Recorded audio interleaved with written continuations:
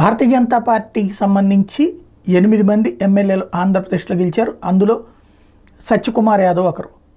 తనకి రాష్ట్ర మంత్రి పదవి దక్కింది. వైద్య ఆరోగ్య శాఖ మంత్రిగా చేస్తున్నాడు.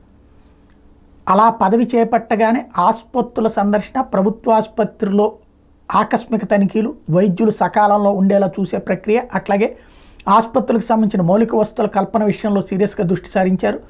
మరొక కీలకమైనటువంటి అంశం స్టాప్ డయేరియా నినాదాన్ని తెర మీదకి తీసుకొచ్చారు. ఎందుకంటే ఈ మధ్యకాలంలో డయేరియా మరణాలు అన్నటువంటిది పెరుగుతూ ఉన్నాయి.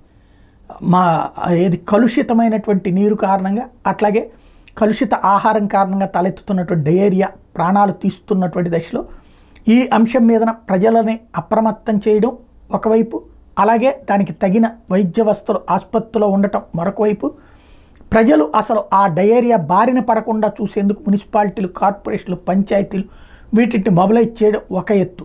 ఇది ఒక క్యాంపెయిన్ లాగా ప్రజల్లోకి తీసుకెళ్లడం అన్నటువంటి అంశాన్ని కాన్సన్ట్రేట్ చేశారు. వచ్చే నెల దాకా, ఇది జూలై 1 వచ్చింది కదా, ఆగస్టు ఎండింగ్ దాకా ఈ ప్రక్రియ జరగబోతోంది.